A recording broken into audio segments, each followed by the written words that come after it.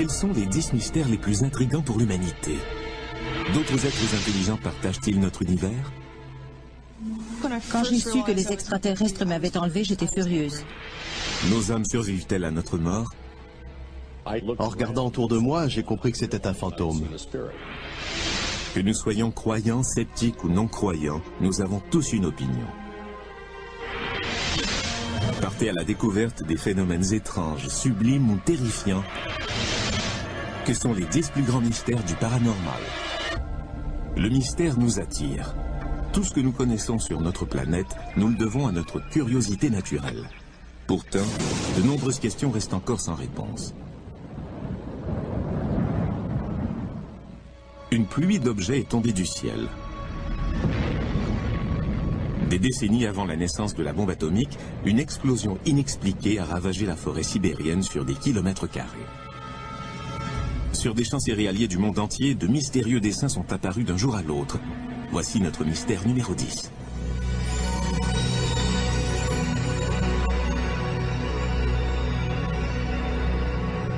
Pendant les années 80, des dessins en forme de cercle ont commencé à apparaître sur des champs en Angleterre. Depuis, plus de 2000 cercles céréaliers aux formes plus ou moins complexes se sont formés au Japon, en Australie, dans l'ex-Union soviétique et aux États-Unis. Personne ne peut confirmer avec exactitude s'ils sont de nature extraterrestre, naturelle ou s'il s'agit de canulars.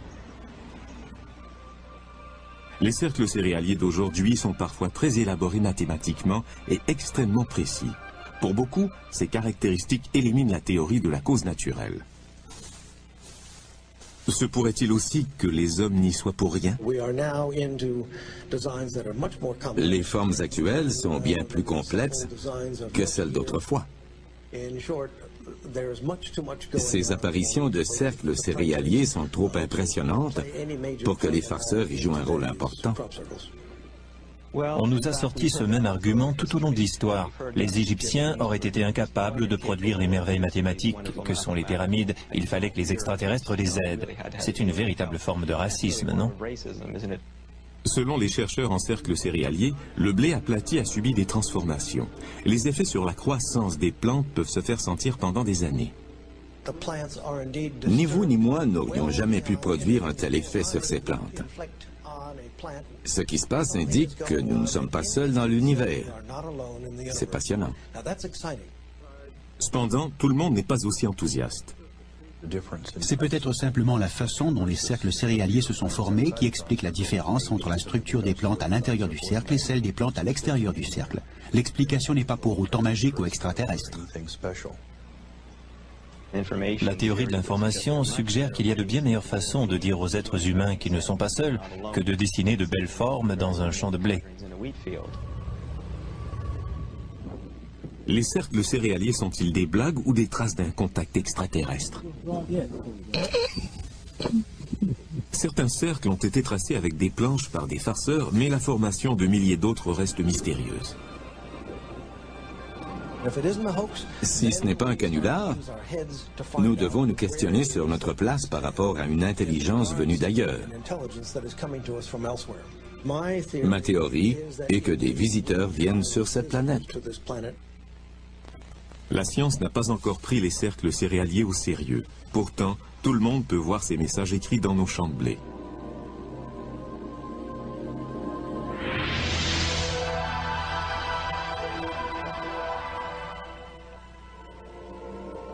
Notre mystère numéro 10 est relié à l'espace, mais se pourrait-il que le mystère numéro 9 nous apporte un message du ciel ?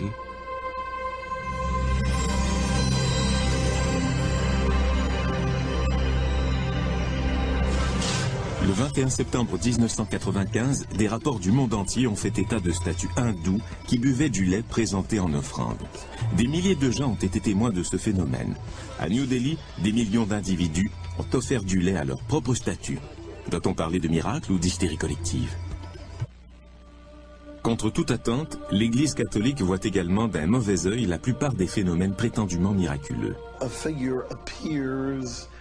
Si la décoloration naturelle d'une vitre prend plus ou moins la forme de la Vierge Marie, les gens deviennent surexcités. L'Église des temps modernes ne donnerait jamais son aval à un tel événement. Parce que l'Église, comme tout le monde, vit dans une époque moderne.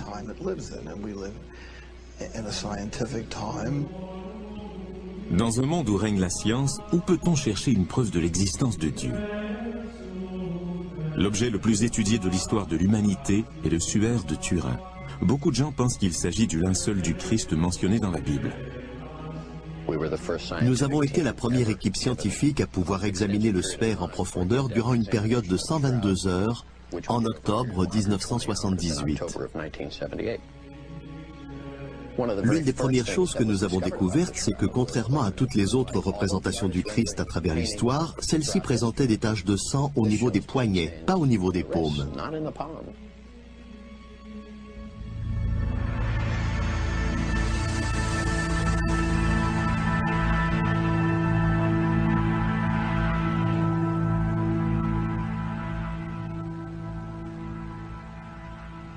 Le suaire comporte aussi des traces de blessures laissées par un fouet romain et des traces de sang laissées par une couronne d'épines. Dans les écrits historiques, une seule personne a été victime de telles tortures et il s'agit de Jésus. Les résultats de cette première recherche étaient tellement prometteurs qu'en 1988, l'Église catholique a donné son accord pour qu'on évalue l'âge du suaire. S'il datait du 1er siècle de notre ère, cela constituerait une preuve physique de l'existence de Jésus-Christ. La datation au carbone 14 a révélé que le suaire ne datait pas d'une époque antérieure au XIIIe siècle. Cela a suffi à certains pour qu'ils considèrent le suaire comme un canular, mais certains facteurs ont remis en question la précision du test scientifique. Le protocole a été modifié à la dernière minute. Plutôt que de tester différentes parties du suaire, un seul test a été effectué. En outre, en 1532, un incendie aurait légèrement brûlé le suaire, ce qui aurait eu pour conséquence de fausser la datation au carbone 14. Cependant, les sceptiques se demandent simplement pourquoi dater le suaire. En se servant de matériaux disponibles à l'époque médiévale, John Echo réussit à produire une réplique convaincante du suaire. Voici une image que j'ai peaufinée. En la photographiant, nous obtenons cet effet qui ressemble énormément au mystérieux visage sur le suaire de Turin. Mais les répliques au pinceau ne sont pas assez convaincantes. Comme je dis toujours, s'il s'agissait d'une peinture, la science l'aurait découvert il y a longtemps. Le suaire est-il le fruit de la science médiévale ou un miracle? À long terme, il n'est pas essentiel d'établir la vérité à propos du suaire. D'un point de vue spirituel, son image est déjà présente. Il s'agit moins d'une question de science que d'une question de foi.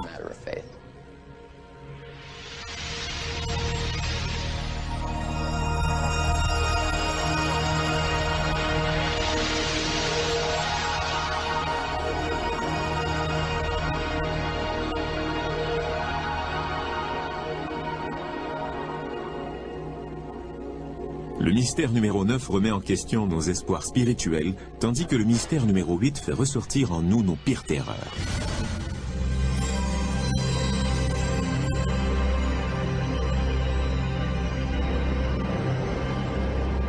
Il est difficile de voir ce qui se passe juste sous la surface du Loch Ness en Écosse, et pourtant 10 000 personnes ont déclaré avoir vu une étrange créature nager dans ces eaux. Bien qu'on ait prouvé qu'une célèbre photo du monstre du Loch Ness était un canular, on a dépensé des millions de dollars pour chercher la créature dans le lac.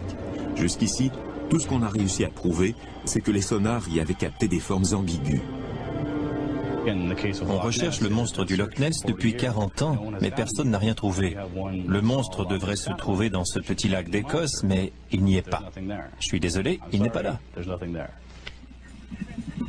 On est arrivé aux mêmes conclusions pour le plus célèbre monstre terrestre. Jusqu'à ce qu'on sorte pour la première fois un gorille de la jungle, on ne prenait pas au sérieux les témoignages des explorateurs africains disant avoir vu de grandes bêtes poilues.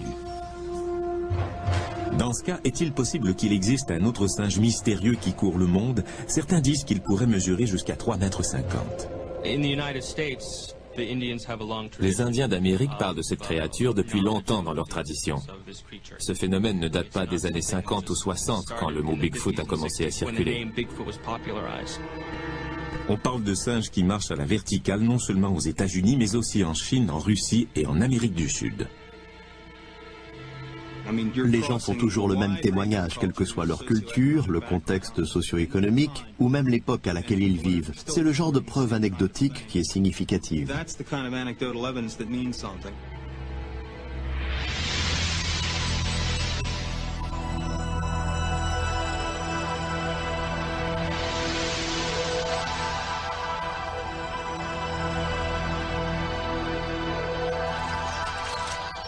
Existe-t-il une preuve réelle de l'existence de cet animal?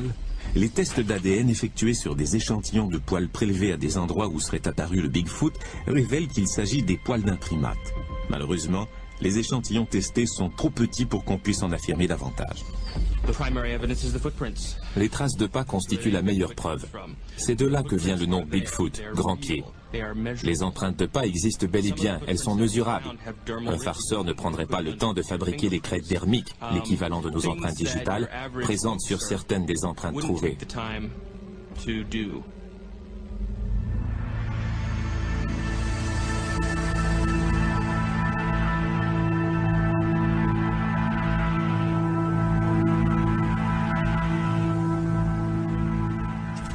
Les canulars isolés expliquent-ils le nombre d'empreintes de pas trouvées dans le monde entier? Il est hautement improbable que des farceurs se soient concertés pour fabriquer des empreintes pendant des décennies et partout à travers les États-Unis. Il est plus facile de concevoir qu'un Bigfoot existe réellement. Seule une population importante de Bigfoot expliquerait qu'il existe encore.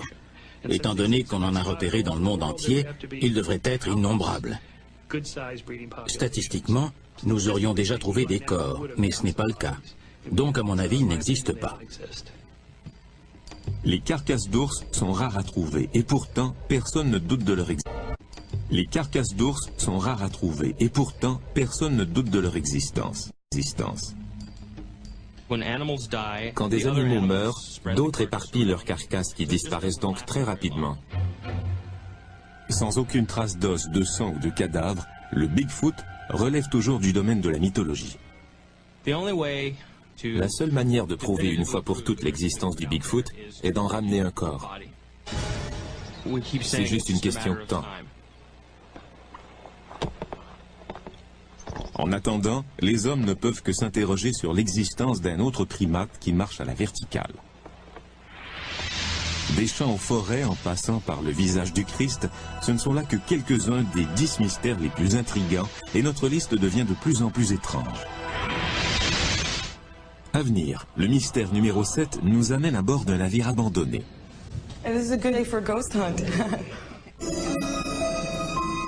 Jusqu'à maintenant, notre liste des mystères les plus intrigants inclut les cercles céréaliers, les miracles et les monstres. Le mystère numéro 7 a un rapport avec le monde des morts. À Alameda Bay repose le dernier d'une grande série de navires de guerre. Les seules personnes qui habitent ce bateau abandonné, le USS Hornet, sont les morts qui y retournent pour y passer l'éternité.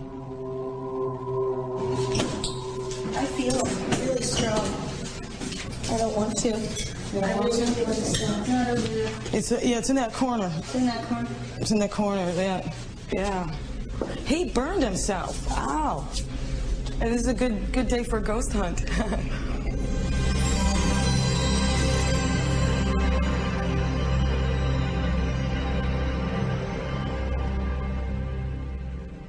De tout temps, les gens ont vu apparaître les fantômes.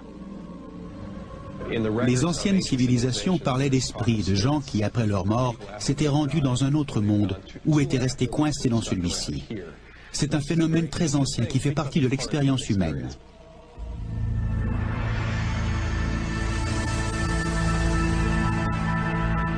Quoi de mieux que des photos pour prouver l'existence des fantômes? Les photos de fantômes depuis le milieu du 19e siècle sont presque toujours des faux, créés intentionnellement. Aujourd'hui, ces photos sont prises accidentellement. Le flash peut se déclencher en plein air et éclairer des gouttelettes d'eau ou la sangle de l'appareil photo. En photographiant notre modèle, je vais faire balancer la sangle de l'appareil devant la lentille et nous verrons comment sort la photo. Étant donné que celui qui prend la photo sait qu'il n'a rien vu qui ressemble à ça, il imagine un événement paranormal.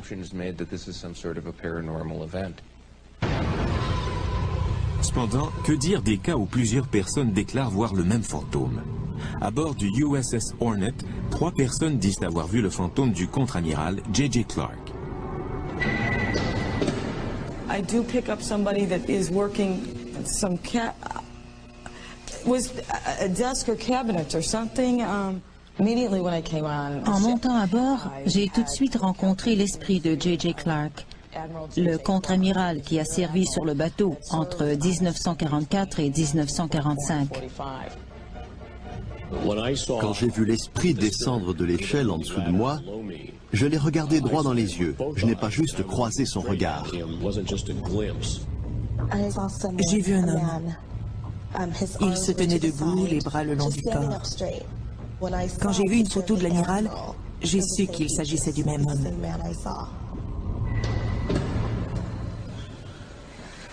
Bingo! Bingo! Mais pourquoi les morts reviendraient-ils de l'au-delà? Il est tout à fait logique que des fantômes apparaissent là où se trouvent des gens, qu'ils retournent à un endroit qu'ils connaissent.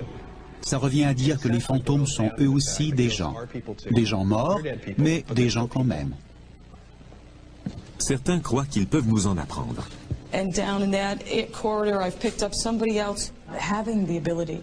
Le pouvoir de voir les âmes décédées m'a permis de comprendre le processus de vie et de mort.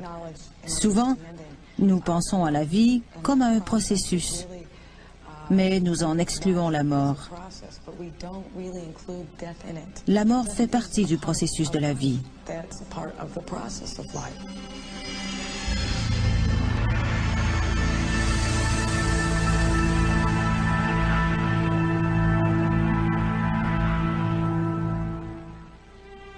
Il est peut-être rassurant de croire que nous ne disparaissons pas après notre mort, mais pour ceux qui sont bel et bien vivants, le mystère numéro 6 pourrait les aider à rester en bonne santé.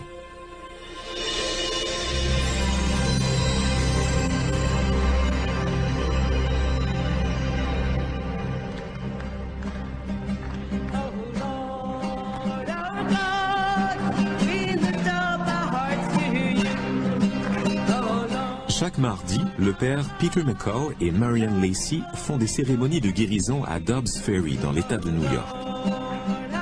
Des centaines de personnes viennent se faire soigner par le pouvoir de Dieu.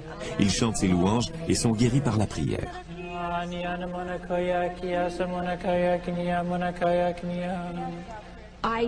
Je sais que ce sont les mains de Dieu qui m'ont guéri. Je ne peux pas l'expliquer autrement. Je sais simplement que c'est vrai.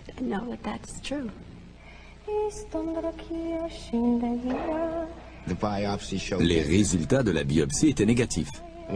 Il n'y avait plus aucun signe de cancer. Est-ce que je crois que c'est un miracle? Absolument. Aujourd'hui, pour canoniser les saints, l'Église catholique ne prend en compte que les miracles par guérison. Ils sont donc vérifiés avec rigueur. Pour attester l'existence d'un miracle par guérison, il doit s'agir d'un symptôme potentiellement mortel, prouvé par des données scientifiques comme les rayons X.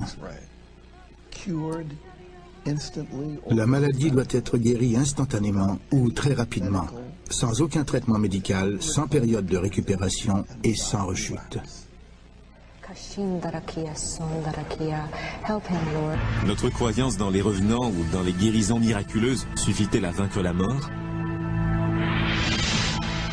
À venir, notre compte à rebours des 10 mystères les plus...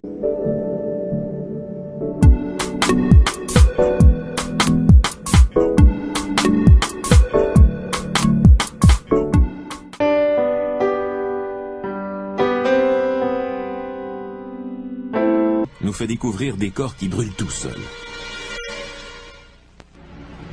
Certains ont vu des fantômes s'envoler en fumée, mais qu'en est-il des gens qui prennent feu spontanément? Si je ne l'avais pas vu de mes propres yeux, je n'y croirais pas. Il restait une petite portion d'une jambe et du crâne. Tout le reste avait brûlé. Notre mystère numéro 5 est peut-être le plus horrible de tous, la combustion humaine spontanée.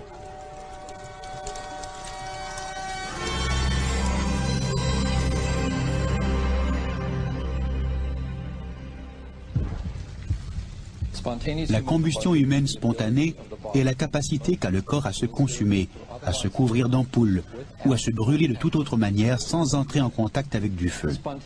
La combustion humaine spontanée est horrible et macabre et, selon la science, impossible.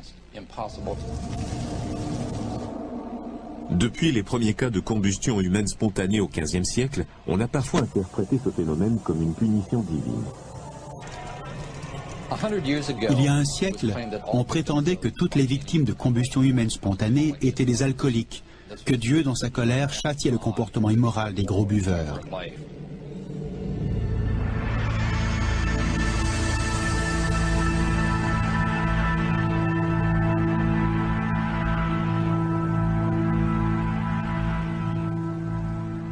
Au XXe siècle, on a rapporté 300 cas de combustion humaine spontanée et tout porte à croire que ce phénomène est à la hausse.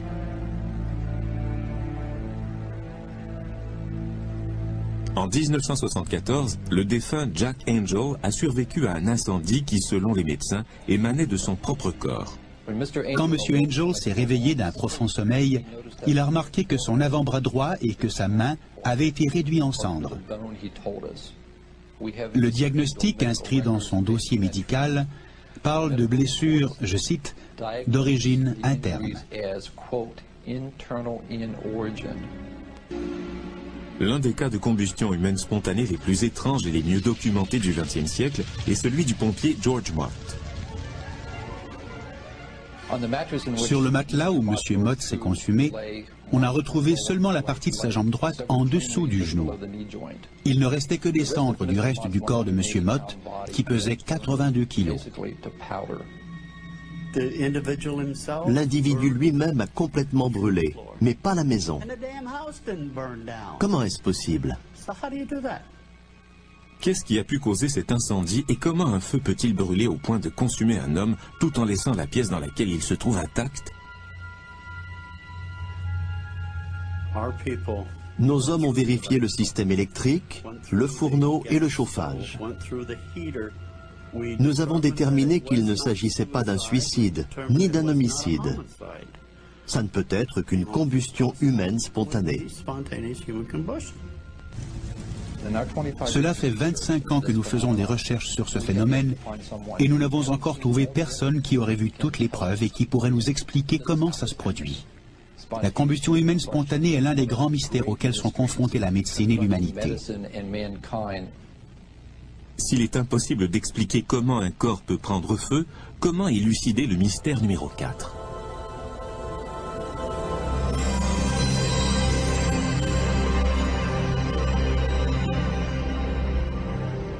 La prédiction est une industrie de plusieurs milliards de dollars. 2/3 des Américains croient à la voyance et 60% pensent avoir vécu des expériences parapsychiques.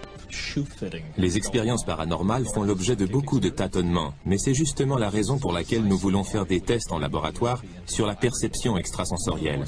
L'une des expériences les plus réussies dans nos laboratoires et dans bien d'autres s'appelle l'expérience de Ganzfeld.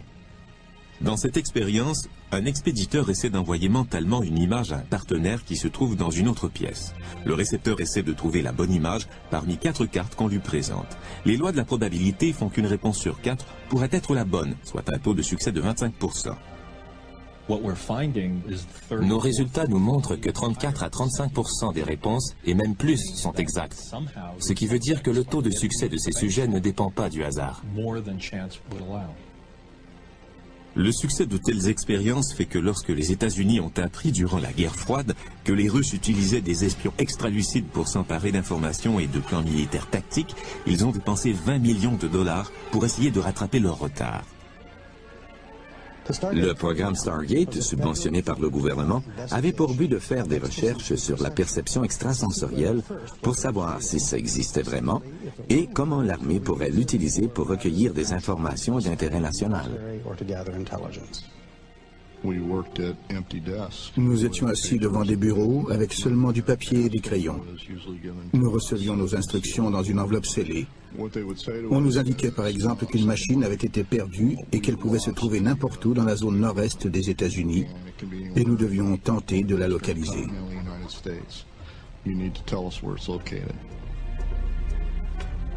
Pendant plus de 17 ans, Joe McMoneagle a servi son pays en faisant de la voyance à distance, un terme militaire pour clairvoyance. En 1981, Stargate a fait appel au service de McMoneagle pour localiser le général James Dozier, enlevé en Italie par les Brigades Rouges. McMoneagle a réussi à indiquer le nom d'une rue, l'étage d'un bâtiment et la description de l'état du général. Tous ces détails se sont confirmés lors de la libération de Dozier. Mon niveau de précision dans l'affaire Dozier m'a vraiment surpris. C'est ce qui est étonnant avec la voyance à distance. On ne sait pas à quel point les informations sont précises jusqu'à ce qu'on s'en serve. Beaucoup de théories tentent d'expliquer comment ces informations sont transmises ou reçues, mais personne ne le sait vraiment. Nous ne savons pas comment les informations se rendent d'un point à un autre. Nous appelons cette anomalie perception extrasensorielle. Beaucoup de théories tentent d'expliquer comment ces informations sont transmises ou reçues, mais personne ne le sait vraiment. Nous ne savons pas comment les informations se rendent d'un point à un autre. Nous appelons cette anomalie perception extrasensorielle. Est-ce que j'y crois? Non. Mais est-ce qu'il se passe quelque chose d'intéressant? Absolument. Qu'il s'agisse de combustion humaine spontanée ou de perception extrasensorielle, les 4e et 5e mystères les plus intrigants sont la preuve que nous ne comprenons pas tout ce qui se passe dans notre corps.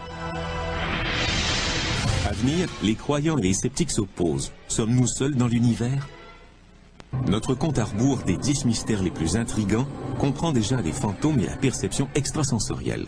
Si les esprits et les pensées sont capables de voyager dans l'espace, qu'en est-il du mystère numéro 3, les objets volants non identifiés?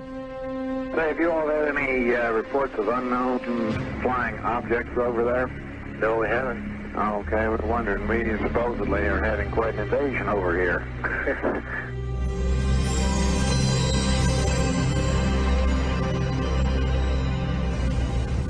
En faisant des recherches aux archives nationales, Sam Sherman a découvert une cassette rayée de la liste de sécurité, un document gouvernemental d'une grande rareté qui fait état de l'apparition d'un ovni. Le 7 octobre 65, à la base aérienne d'Edwards en Californie, le contrôleur aérien a remarqué que d'étranges objets lumineux survolaient le terrain d'aviation.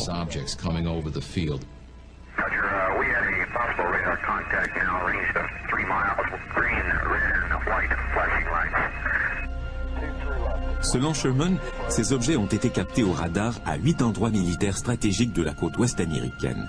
Redoutant la présence d'un appareil ennemi, l'armée de l'air a envoyé ses propres avions en reconnaissance. Cet objet s'est dérobé à lui à toute vitesse et on ne l'a plus revu.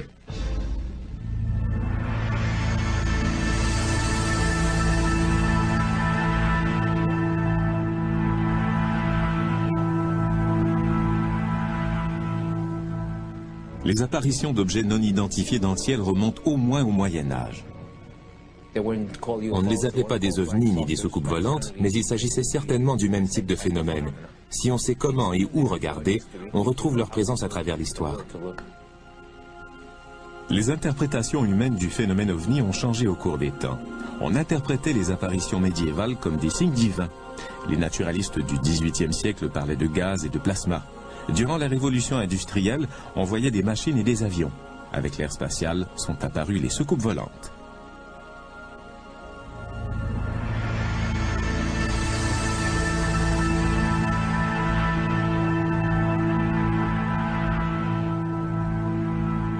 I'm here to discuss the so-called flying saucers. En 1948, les témoignages crédibles d'apparitions d'OVNI étaient tellement nombreux que l'armée de l'air a décidé d'enquêter. Pendant plus de 20 ans, le projet Blue Book a récolté des informations sur 12 600 cas d'objets aperçus dans le ciel, qu'il s'agisse de ballons-sondes ou des phénomènes météorologiques. En 1969, on a mis fin au projet par la déclaration suivante. We have, as of date, come to only one firm conclusion, and that is that it does not contain any conceivable threat to the United States. Il est important de distinguer entre deux questions. Existe-t-il des intelligences extraterrestres dans l'univers et sont-elles vraiment venues ici? On signale des dizaines de milliers d'apparitions dans le monde chaque année. Mais pour la plupart d'entre elles, pour ne pas dire pour plus de 90%, il s'agit de phénomènes naturels. Beaucoup de gens ne réalisent même pas que les étoiles bougent pendant la nuit. Les erreurs d'identification sont nombreuses, mais les ufologues affirment que les vaisseaux extraterrestres ont tous des points communs. Ils ne se déplacent pas du tout comme les avions. Ils tournent à angle droit, s'arrêtent d'un seul coup, effectuent des vols stationnaires, montent dans le ciel à la verticale et descendent comme une feuille qui tombe. Nous ne savons pas à quoi ressemble un vaisseau extraterrestre, mais nous savons à quoi ressemblent nos avions. Si nous apercevons des choses dans le ciel qui n'obéissent pas aux lois de la physique, telles que nous les connaissons, nous pouvons dire qu'elles appartiennent à quelqu'un d'autre qui sait quelque chose que nous ignorons.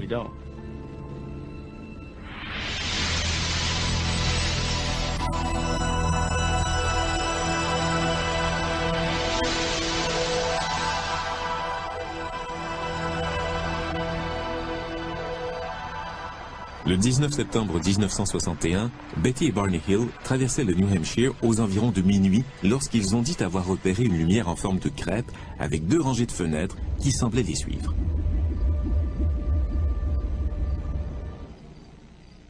Deux heures plus tard, Barney et Betty se sont réveillés à 56 km au sud de l'endroit où ils s'étaient arrêtés. Sous hypnose, ils se sont souvenus que de petits extraterrestres gris leur avaient prélevé des échantillons de cheveux, d'ongles et de peau. Avec le récit des Hill, on entendait parler pour la première fois du mystère numéro 2.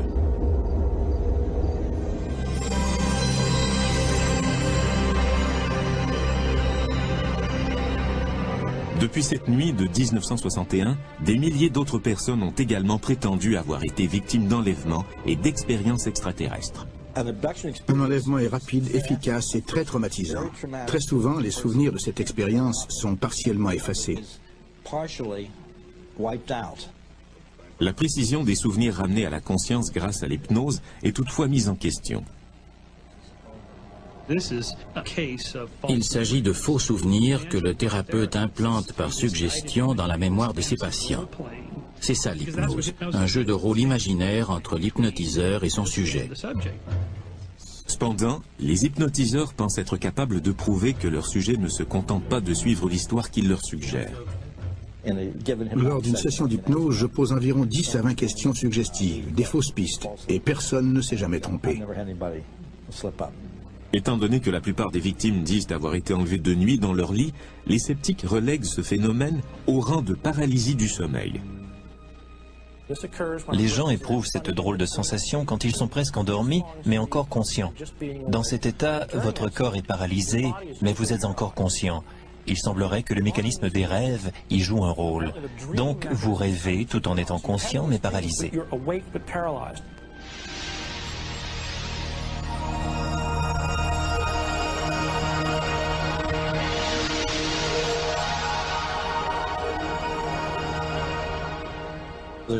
Il y a beaucoup d'autres éléments qui ne correspondent pas à la paralysie du sommeil. Par exemple, il est déjà arrivé que plusieurs personnes issues d'endroits différents soient emmenées à bord du même vaisseau. Quand elles sont habillées, elles reviennent parfois en portant les vêtements de quelqu'un d'autre, comme cette femme qui portait un survêtement en se couchant et qui s'est réveillée avec la chemise de nuit de quelqu'un d'autre.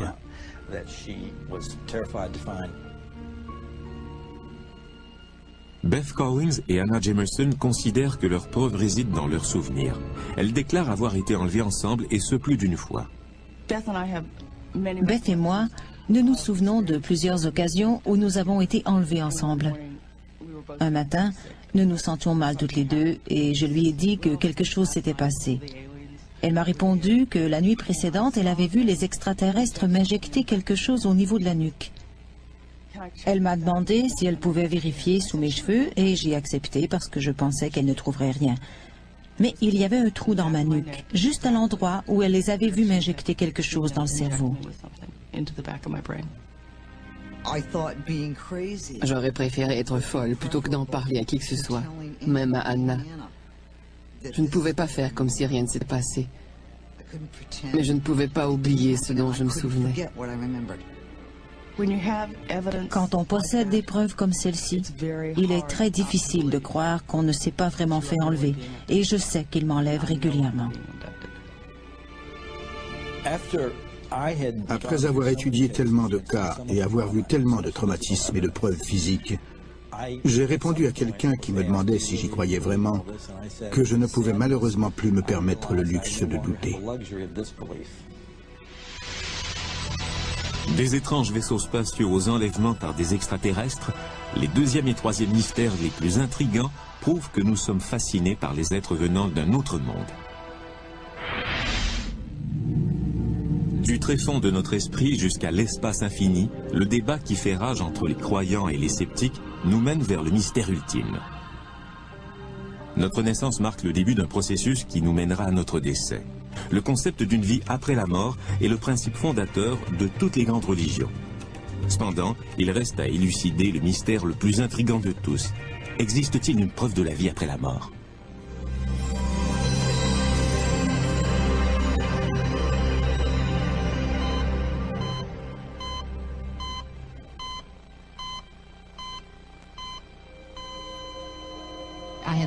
Je n'avais plus de corps et j'étais devenue une petite étoile. À ce moment-là, j'avais l'impression que ce qui m'arrivait était tout à fait normal. J'étais contente de voir que je n'avais plus de corps, que j'en étais libérée. C'était comme dans Star Trek, quand ils volent à une vitesse hyper exponentielle et qu'ils voient toutes les lumières défiler devant eux. Je voyageais à des millions de kilomètres à l'heure. Chaque culture a sa propre conception de l'au-delà. Mais comment se fait-il que nous croyons à l'existence d'un monde après la mort? Depuis au moins un siècle, on s'intéresse à la vie après la mort, aux visites que nous rendent les défunts et à la communication avec les esprits.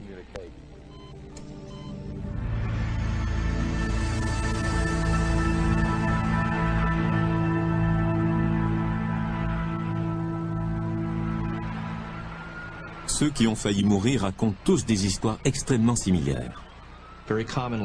Il n'est pas rare que des gens vivent ce qu'on appelle une expérience de mort imminente.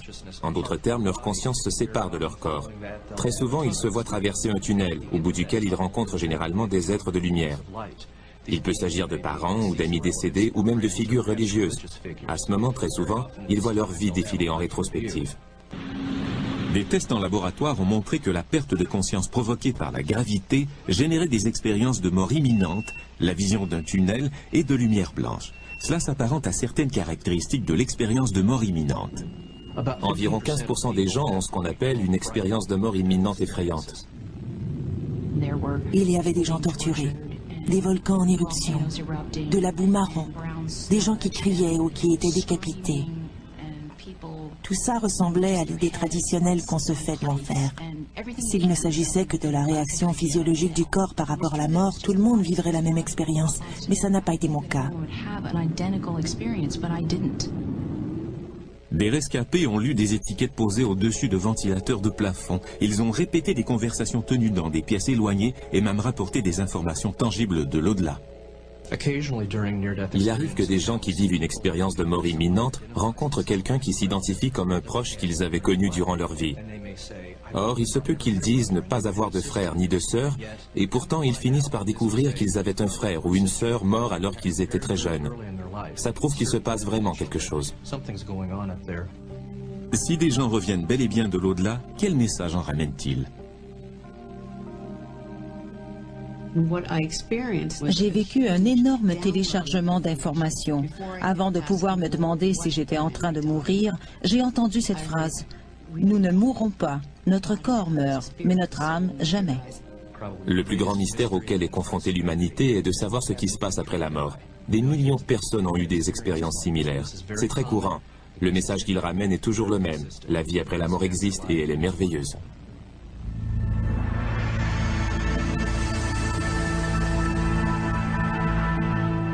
Y a-t-il une vie au bout du tunnel?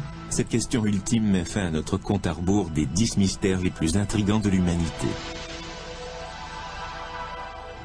L'esprit humain a besoin de créer un monde ordonné et gouverné par des règles indiscutables. Pourtant, les réponses aux grands mystères du monde continuent à nous échapper. Nous en avons appris plus sur la Terre et le cosmos depuis 25 ans que durant toute l'histoire de l'humanité. Pourtant, plus nous avançons, plus le monde nous semble mystérieux. Plus nos connaissances scientifiques augmentent, plus nous entrons en contact avec l'inconnu. Ce sera toujours le cas, de plus en plus. Nous ne connaîtrons jamais tout.